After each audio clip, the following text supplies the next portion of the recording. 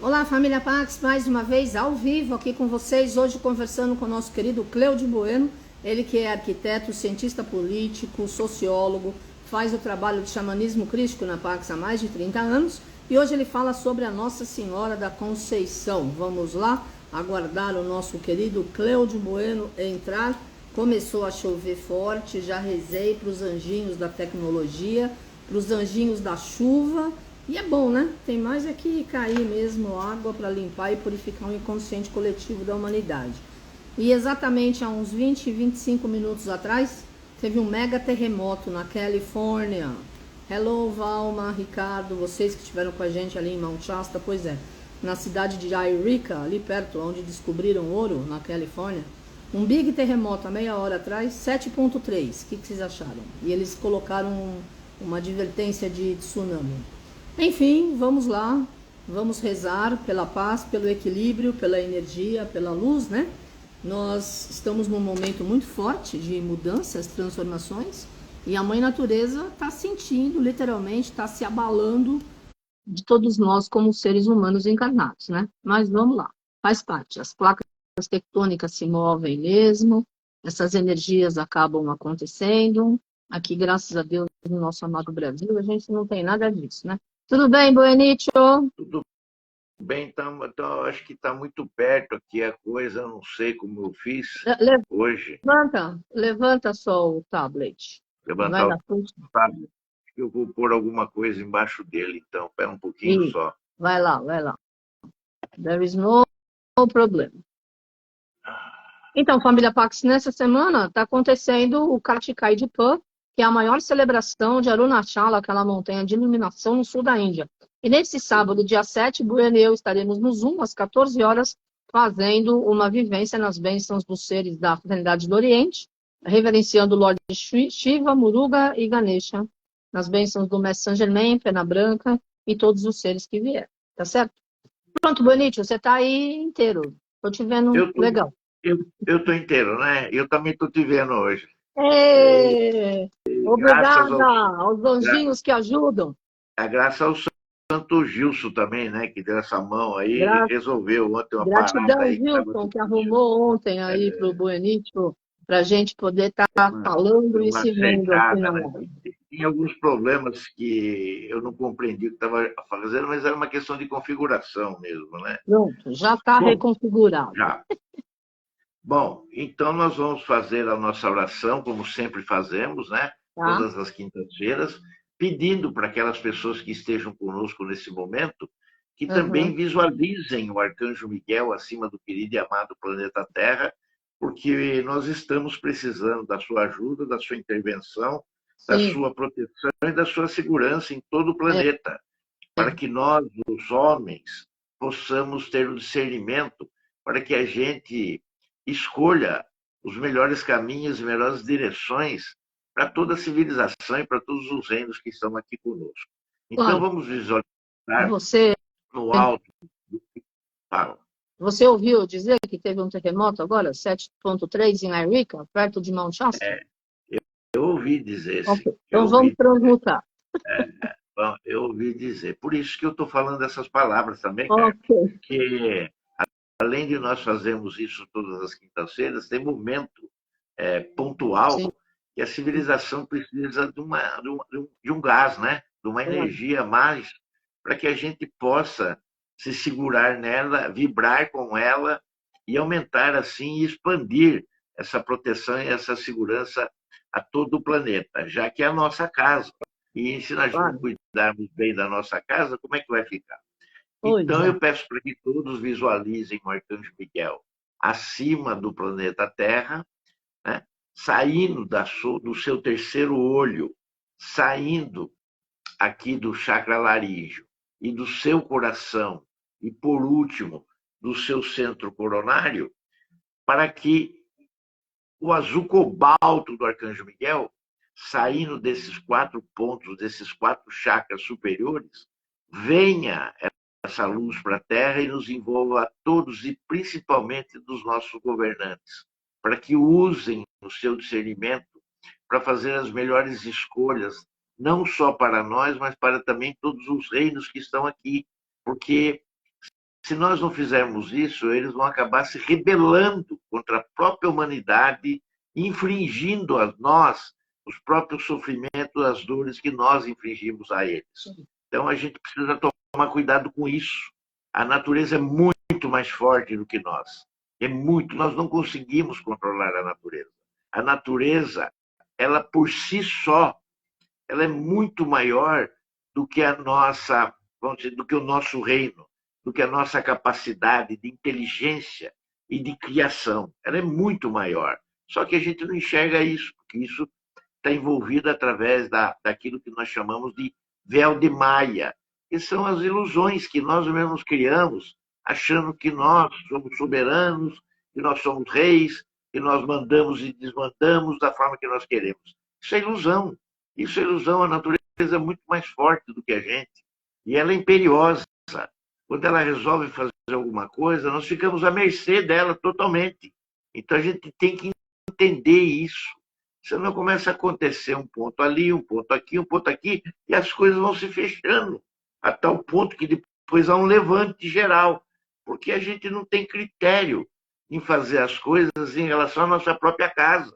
Se nós não ligamos para a nossa própria casa, eles ligam, e eles acabam tomando conta dessa situação. Já que vocês não têm capacidade, já que vocês não têm condições, vamos tomar conta nós. Nós vamos fazer as adaptações necessárias que precisa para a nossa própria sobrevivência. E vocês que se virem depois com as atitudes que nós vamos tomar. Porque eles vão fazer isso. Eles vão fazer isso. Porque eles sabem tomar conta deles. Nós é que não sabemos tomar conta de nós mesmos. E a gente não percebe isso. Né? A gente, para eles, não passa de crianças inconsequentes que estamos brincando com alguma coisa muito séria. Bom, vamos então fazer a visualização do Arcanjo Miguel em cima do planeta, fazendo que no chakra aqui do terceiro olho, no chakra laríngeo que está aqui na nossa garganta, o chakra cardíaco e o chakra da coroa, o coronário, expandam para todo o planeta Terra o azul cobalto da proteção e da segurança, não só do planeta, mas de nós mesmos, para que a gente faça as coisas corretamente. Fechando os olhos, então, façamos a oração Arcanjo Miguel. Arcanjo Miguel, que trabalhas para o resplendor da vontade divina e da verdade, que a vossa proteção permaneça conosco sempre e por toda a nossa existência na eternidade do nosso espírito. Nós o recebemos como um privilégio, sempre respeitando os vossos desígnios, assim permitindo que nós caminhemos sempre com dignidade e respeito aos nossos irmãos, afastando de nós as ideias perversas e más ao nosso redor, bem como as influências sombrias. Fazei de nós um servidor da luz, que saiba discernir e compreender e nunca julgar. Ajude-nos em nossos dias ruins, materiais e espirituais, sejam eles conscientes ou inconscientes, e nos proteja contra todos os males e os expulse da nossa caminhada, pois a verdade, a coragem, a força e o poder é o vosso signo e o nosso também. Permitir que nossa inspiração, intuição e doação seja como a vossa espada, para nos dar a proteção e a permissão da palavra do bem, da paz, do amor e da luz, afastando de nós todas as pessoas que querem nos induzir aos erros e às falhas, e que o nosso coração esteja ligado ao vosso coração e à vossa energia. Que a nossa verdade seja a vossa verdade, e que o vosso escudo seja o anteparo das más qualificações do nosso ego em nossas próprias ações, fazendo de nós o mensageiro fiel da suprema verdade da nossa alma. Arcanjo Miguel, protetor da humanidade, dos reinos da nossa Mãe Terra e de todos nós. Que essa oração possa ser cumprida e ser manifestada, aqui e agora e por toda a eternidade. Amém. Amém. Muito bem.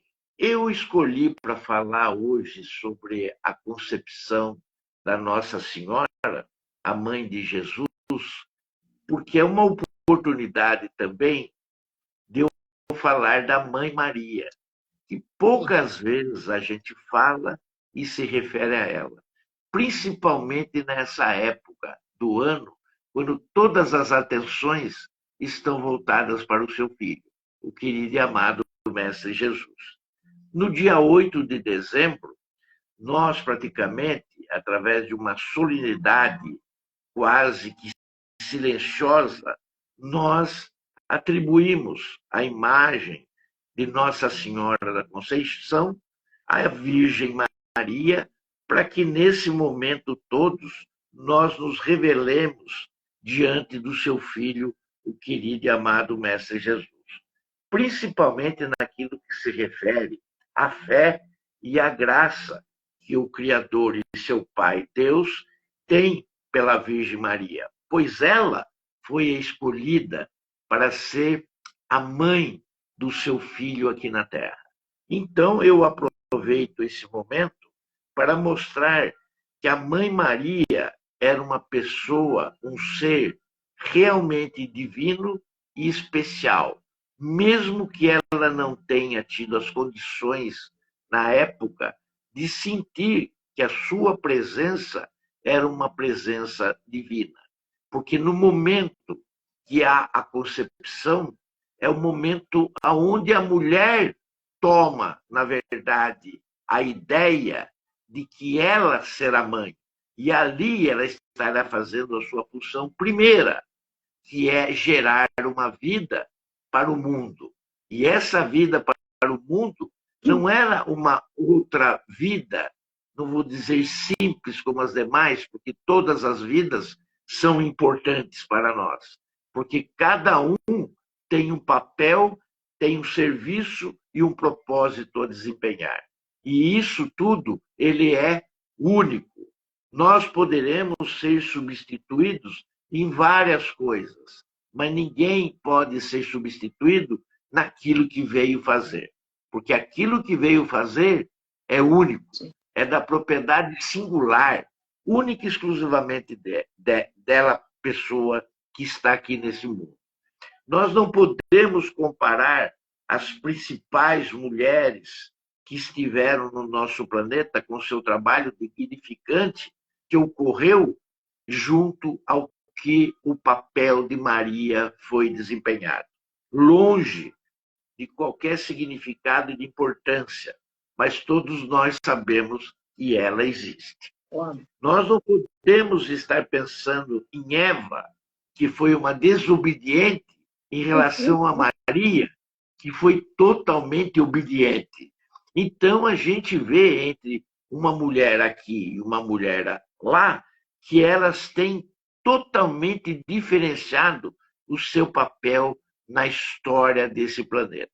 E devemos lembrar também que Maria, ela, através da sua obediência e da sua humildade, ela ganha uma reverência que nenhuma outra mulher tem até hoje na história do mundo.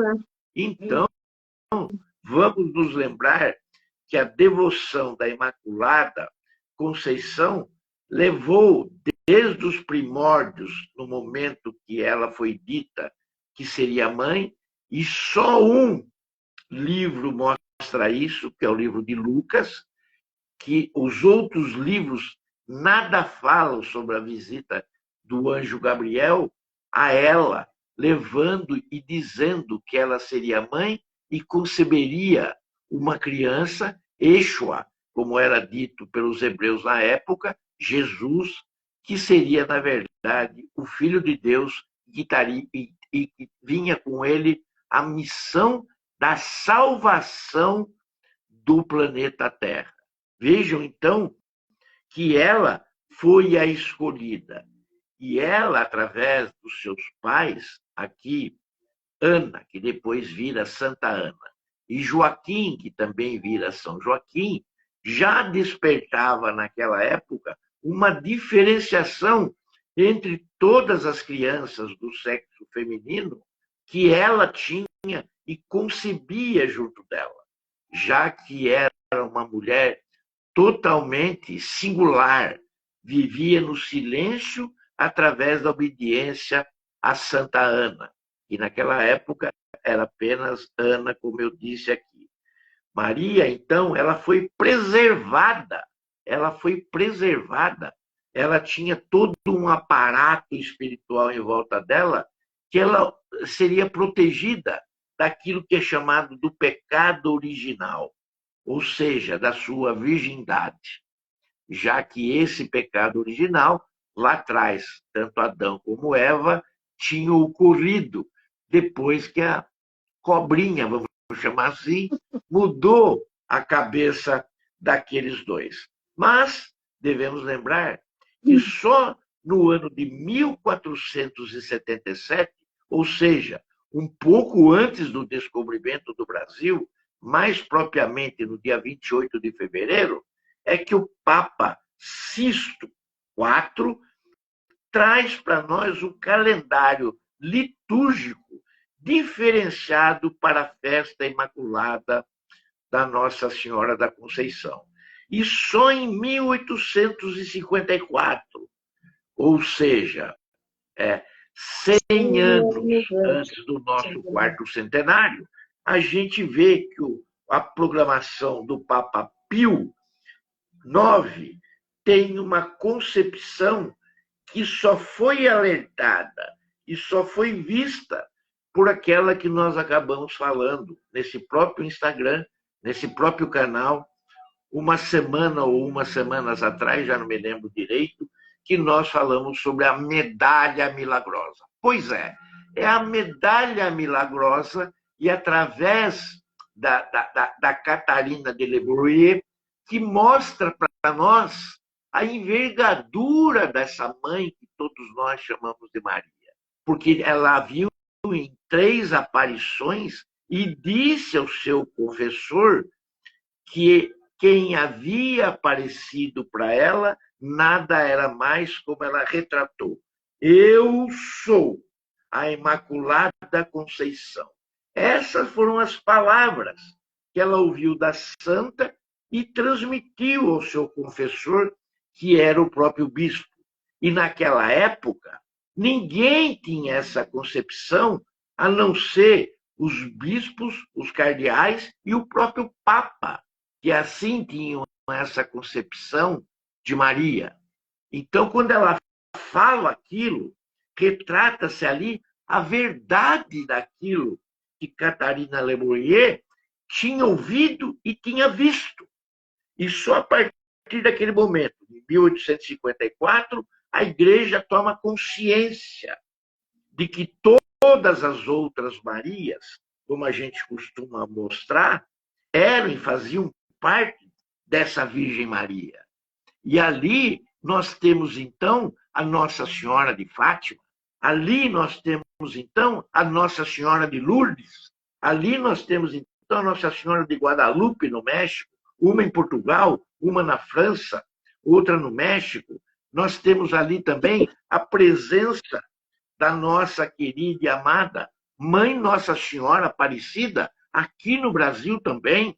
Então, a Nossa Senhora Maria, Mãe de Jesus, faz um lastro e um grande caminho de todas as virgens, mostrando que ela mesma está presente em todos os lugares.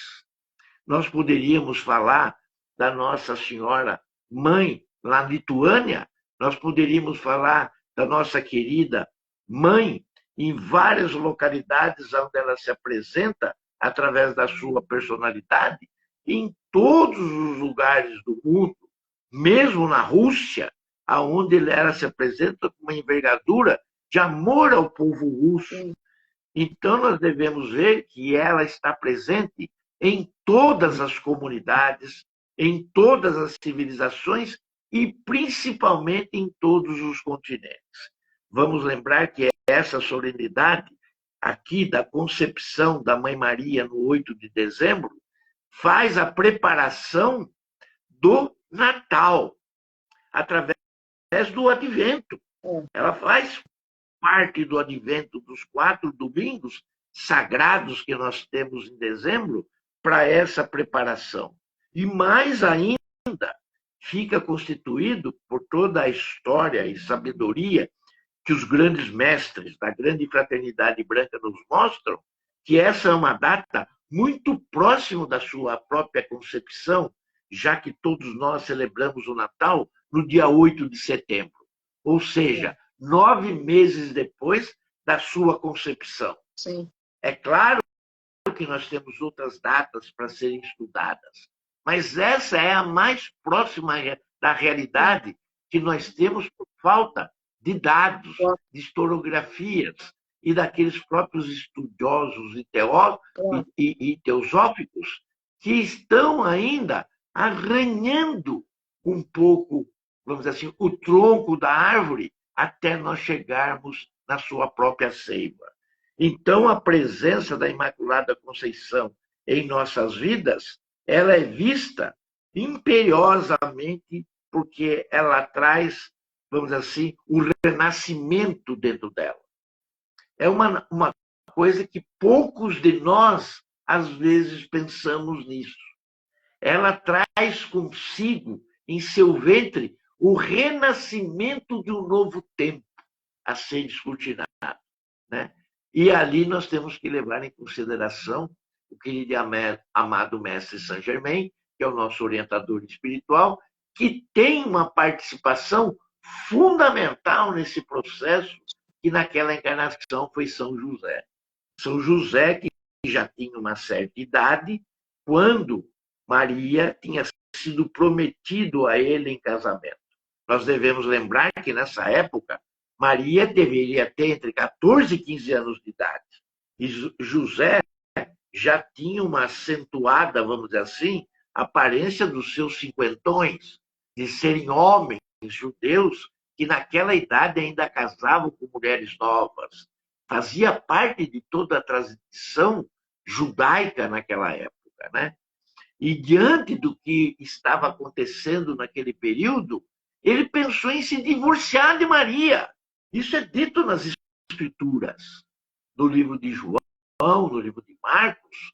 Ali é dito isso, né? Que ele pensou em se separar, mas graças ao anjo em seus sonhos, ele que era um mestre no sonho e vinha da casa de Davi, logo viu que aquilo, no seu discernimento, era uma coisa sagrada. Ele desiste da separação, ele desiste do divórcio e assume aquela criança divina como sendo sua. Alguns ainda dizem que ele era o pai adotivo. Imagine só, ele era, na verdade, o pai de coração. Ele não era um pai adotivo que não reconhecia aquele filho, mesmo porque teve outros filhos. Ele apenas não chegou a acompanhar o ministério do Mestre Jesus, porque teve que fazer a sua partida com uma certa antecipação, deixando a sua esposa, Maria, mãe de Jesus, a incumbência de cuidar do restante, vamos dizer assim, da breve vida de Jesus entre nós, porque começa o seu ministério aos 30 e ele se finda aos 33, né? Já que Maria também tinha como amiga mais próxima Isabel, que era sua prima e mãe de João Batista, no qual nós já falamos aqui que os personagens entravam até em conflito. Muitas pessoas, naquele tempo, achavam que o Messias era João Batista, mas isso fica claro também no batismo de Jesus, quando ele se aproxima no Rio Jordão e onde todos estão à volta para serem batizados também por João Batista, e ele diz: eu não tenho condições de estar aqui a seu lado e o batizando. Vós tem que nos batizar. Humildemente, Jesus abaixa a sua tez, como quem diz: não, vós sois soberanos, vós sois o homem mais importante que Deus já criou na face da terra. Veja como Jesus é e vê o seu primo. Naquele instante, o Espírito Santo desce até Jesus e o consagra através do batismo, abrindo os portais do seu trabalho ministerial para que ele possa correr toda a Galileia, toda Jerusalém, toda a parte judaica, que ele pudesse estar ali levando o conhecimento e a sua sabedoria das novas realidades que era a vontade do seu pai e não da dele. Porque ele também era puro. Ele não tinha contraído e nem havia karma nele. Ele fazia a vontade do pai. O seu sofrimento e a sua paixão foi justamente para remodelar o planeta Terra e mostrarmos que nós estávamos em outro patamar e não daqueles de outrora, a qual toda a humanidade, toda a civilização estava mergulhada. Nós devemos ver, então, que a Virgem Maria, ela tinha a certeza da escolha criteriosa e amorosa do nosso Criador em relação àquilo que o reino celeste precisava e de como ela atuava. Nós temos que ver também que por todos nós estaremos sempre perto dos seus filhos. Ela é a nossa intercessora junto ao seu filho. Nós estamos perto do filho, mas quando nós não alcançamos o filho, nós temos que recorrer a ela, porque ela também é a nossa mãe. Ela é a mãe de todos nós. E qual filho se recusa a atender o pedido de uma mãe? Qual filho se recusa a obedecer ao pedido de uma mãe? Eu nunca vi. Talvez eu desconheça, exista, mas no seu íntimo, ele sabe, por mais que não seja obediente, é que a mãe está certa e que a mãe o ama mais de qualquer outra pessoa que possa existir no mundo. Mesmo que ele tenha, assim como Jesus teve, muitos irmãos. Porque é dito que, embora Maria tenha vivido os seus últimos dias em Éfeso, isso também é contrariada a muitos daqueles que estudam a teosofia e principalmente os teólogos, que ela viveu, sim, naquela cidade, mas durante um período. Essa cidade está na Turquia. E lá na Turquia, como muitos passavam por lá, se benziam naquele lugar. Lembrando que ali passou e morou uma das maiores criaturas que o planeta já teve. E ali foi edificado também uma basílica. Mas conta outros relatos que Maria havia saído de lá, teria ido e voltado para Jerusalém e ter vivido os seus últimos dias com outro filho. Esse se chamava Tiago. E ali Tiago toma conta de sua mãe, já que a incumbência maior tinha se dado para João. Ainda Jesus, na cruz, fala, olha para João e diz, aí está a sua mãe. Agora, tome conta dela. E deu essa incumbência. Mas João, todos nós sabemos, que era um grande apóstolo, mesmo sendo irmão de Jesus. Eu poderia dizer, assim como o rei Arthur dizia de Lancelotti, que era o primeiro cavaleiro da Távola Redonda, que João poderia ser, no seu coração e no seu íntimo, da sua alma, o primeiro apóstolo. Porque a gente só entrega a própria mãe para quem a gente ama mais do que o próprio amor que nós sentimos. E essa tarefa foi de João. Então, nós vemos aqui que Maria era, na verdade, a grande mulher daquela época. E o respeito e admiração que ela tinha nos envolviam a todos, mostrando na sua figura principal, já que ela recebia o nome de Mariam em hebraico e na língua aramaica, que era a língua do momento, que era a língua daquele exato momento onde a revolução e o renascimento de uma nova era estava acontecendo aos olhos de todos, mas que ninguém entendia ainda o seu real significado dentro da era de peixes, já que o seu próprio filho, o Filho de Deus e do Criador, estava entre nós, e todos os tomavam como uma criatura singular, amorosa, de compassividade, mas não passava de um igual em relação a um comerciante, a um soldado, a um judeu que ali estava para fazer as suas orações e preces naquele mundo. Devemos lembrar que nessa época, toda essa relação de vida, todos se lembravam que era Jesus de Nazaré. Ora, se Jesus era de Nazaré, logo a sua mãe era de Nazaré. Não tinha como ser diferente. Onde muitos brotam especulações A, B, C, D e E, colocando Jesus, o seu nascimento, em diversos lugares. Né? A própria linha do tempo nos coloca em conturbação. Alguns mostram que ele nasceu 6 anos antes do que o seu próprio nascimento, ou seja, o ano zero. Ou alguns dizem que ele nasceu, não, ele nasceu 4 anos depois do ano zero. Mas tudo isso teve que ser reformulado através dos próprios papas que andaram e mexem sempre que acham que devem mexer no nosso próprio calendário e assim mudando a linha do tempo para todos nós.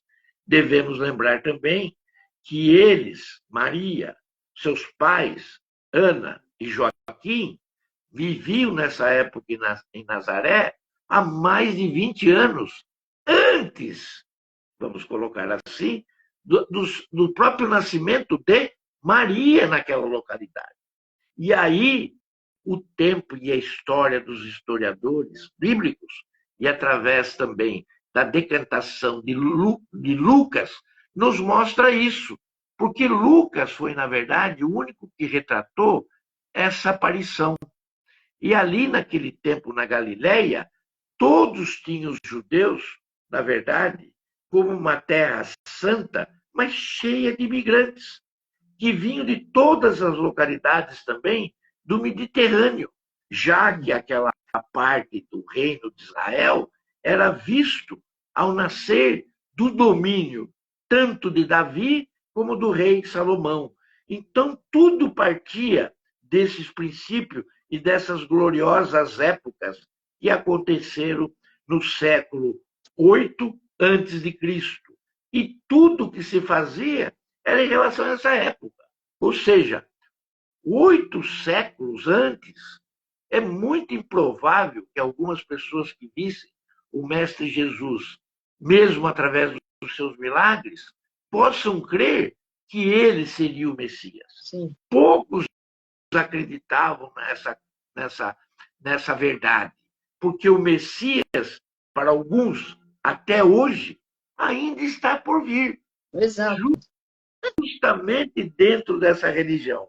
Vejam vocês, então, que a própria recuperação da sua própria independência veio através das boas novas pregadas por Jesus.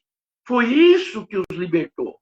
Foi isso que fez crescer a própria igreja, no qual Pedro simbolizava a rocha, simbolizava a base, a própria estrutura que ia colocar a nova religião. Talvez não fosse isso que o próprio Mestre Jesus quisesse ou teria feito, mas, na verdade, é que tudo isso participava da própria ancestralidade da mãe Maria, que estavam naqueles colonos, eu posso chamar assim, porque aqueles que não tinham uma profissão na época viviam das suas próprias trabalhos com a terra. Portanto, eram chamados naquela época já de colonos. E ali estavam os pais de Maria, que também aprendeu a cultivar da terra a sua própria alimentação. Vamos agora mostrar um pouco, através de Maria, a sua própria instrução.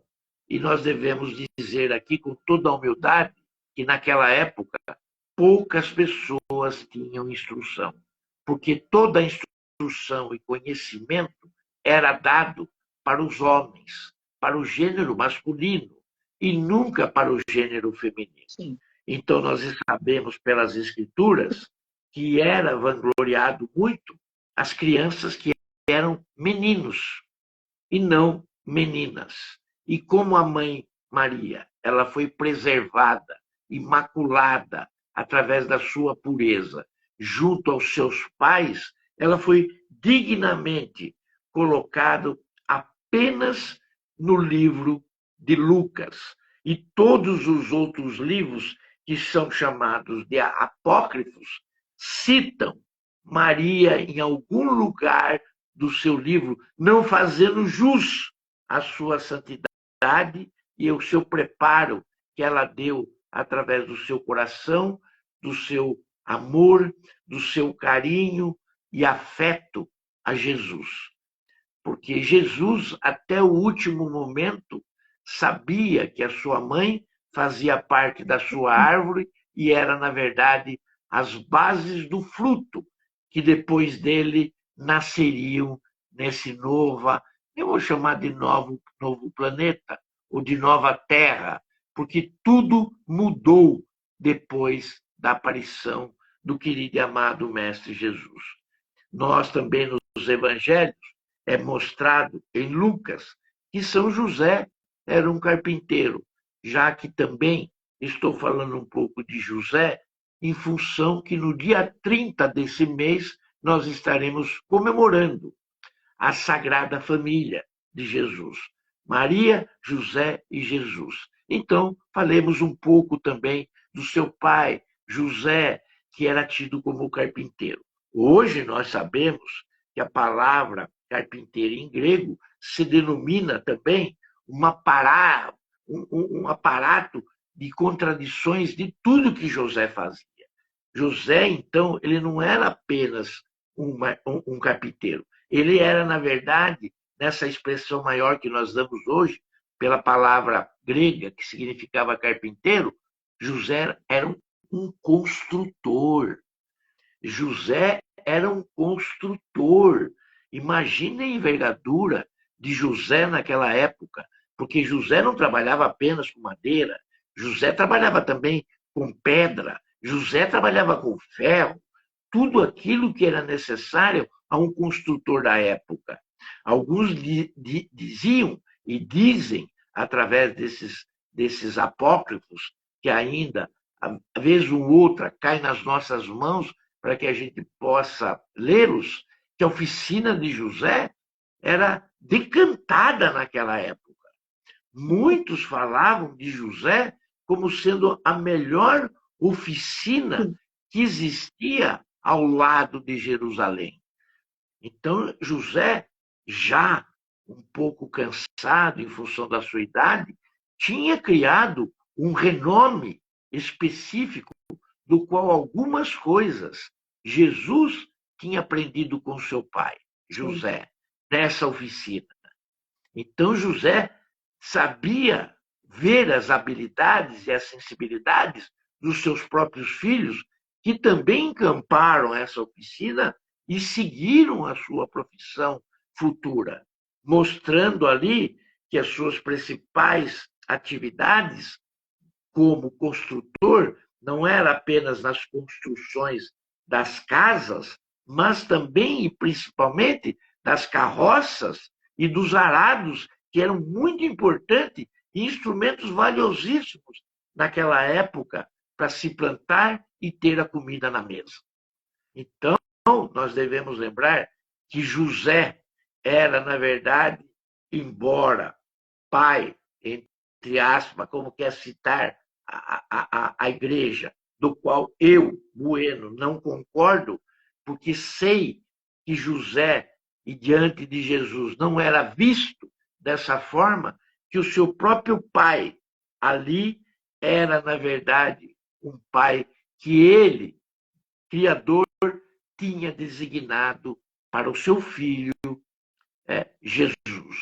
Porque já que Deus, o Criador, tinha uma missão grande por seu Filho e dado ele à humanidade para que fizesse através dele todos os resgates necessários do karma que a humanidade teria contraído para esse planeta, ele se viu diante da lei universal para que nós não sucumbíssemos pela terceira vez que o seu filho precisasse vir em oferenda e sacrifício, como, na verdade, o Cordeiro de Deus. Nós devemos continuar lembrando que Maria, através de toda a sua moradia, da sua concepção também como colona, tinha que sair de Nazaré e teria que ir até Belém para um censo que lá estaria fazendo os romanos, que até hoje também, melhor estudado, não é comprovado. Eu penso que naquele momento, Herodes, com a sua fome e sabendo que um novo rei, um rei que reinaria em todo o mundo, estaria nascendo, e ele, através do seu ego, personalidade, através de uma lei, né, diz que todas as crianças recém-nascidas devem morrer. Eu acredito que ali, na gestação final de Mãe Maria, ela já estava a caminho para sair da Judéia.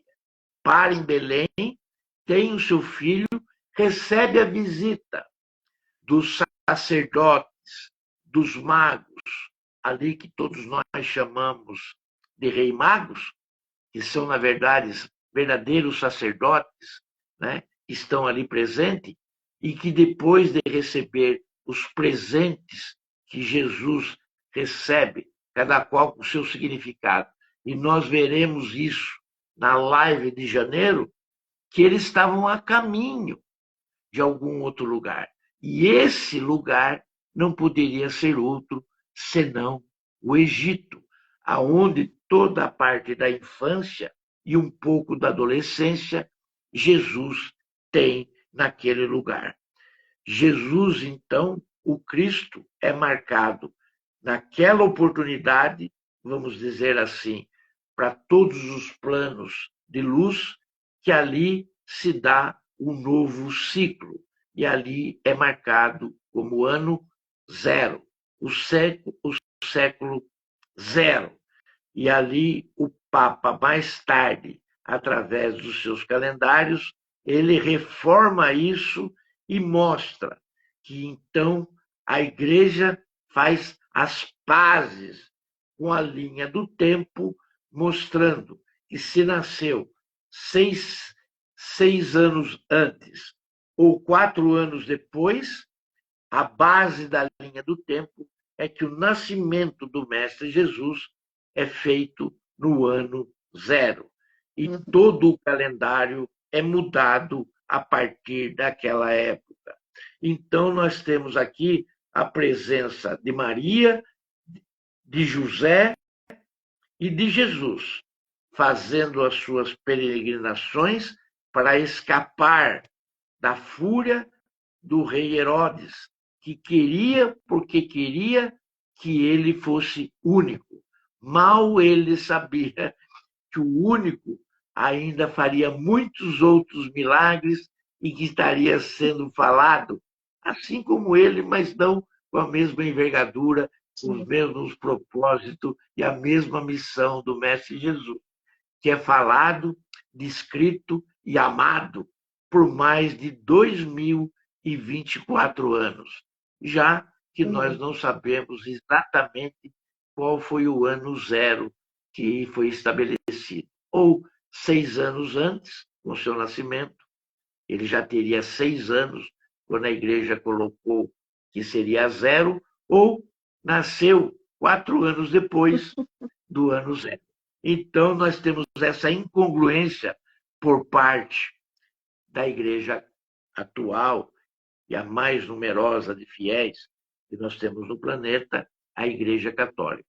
Deve ter o seu mérito também, porque também, se não tivesse, não estaria com esse número de fiéis tão grande como tem. É. Mas nós devemos lembrar que muitas das situações que envolvem, vamos dizer assim, a verdade, não absoluta, mas a verdade relativa de toda a história que envolve a família sagrada, principalmente Maria, principalmente Maria Madalena, e principalmente todos aqueles que foram artífices femininas das escrituras, assim como foi Esther, assim como também foi Eva, e assim como foi outras personalidades da Bíblia, Betsabá e outros, nós devemos ver que existe assim sempre uma nebulosidade em cima dessas personagens,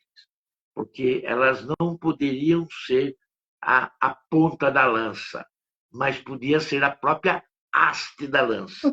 Então é uma coisa assim que para nós hoje estaria totalmente fora de contexto. Sim. Porque todos nós sabemos da importância da mulher na nossa vida e no nosso cotidiano, né? E a Mãe Maria, hoje, que está entre todos nós, sabe que nosso amor, a nossa gratidão por ela é muito grande por tudo que ela realizou. E nós temos assim, então, que a sua passagem foi aproximadamente quando ela tinha 50 anos de vida. Quando ela tinha 50 anos de vida, ela faz a sua passagem depois de sua última peregrinação. E essa sua última peregrinação teria sido feita também junto com Maria Madalena e teria sido feito junto com José de Arimateia, passando pela França, passando pelo Canal da Mancha e chegando até a Inglaterra, aonde ela teria levado, junto com esses 3 personagens, o Santo Grau, que era aquele cálice que Jesus havia usado naquela celebração da última ceia, que para nós é, na verdade, a primeira ceia de todos nós, porque ali ele mostra a que veio. Ali ele mostra que o seu propósito e a sua missão ia ser cumprida, né? Que todo aquele sofrimento, aquela dor, não passavam única e exclusivamente de um resgate que ele estava fazendo em função da vontade do seu próprio Pai, né? Então, a gente aqui vai terminar hoje, Carmen, pedindo, né? Já que também nós temos aí a ascensão da Mãe Maria, que sempre nós estivemos com essa lembrança em nossos corações, que nós comemoramos essa data em agosto sempre, também na querida e amada montanha, já que ali as coisas se juntam, ali as coisas se misturam, e ali as coisas se mostram com clareza como elas são aos nossos olhos vistos e cercado de toda a nossa gratidão a essa imensa santa, que é a Santa e Mãe Maria de todos nós. Sabemos que ela está presente em todos os lugares, mas principalmente e unicamente em cada um dos nossos corações. Sim. Gratidão, Carmen. Gratidão, gratidão. Bueno, mas foi maravilhoso, adorei, foi muito bom mesmo, gratidão, adorei, Mãe Maria, energia de amor incondicional. Olá, família Pax, aqui tá chovendo muito, eu não sei aí como é que tá para você, e nesse sábado a gente vai estar fazendo uma vivência na energia da montanha de iluminação, às 14 horas no Zoom. Obrigada, Bueno, gratidão, namastê, família Pax.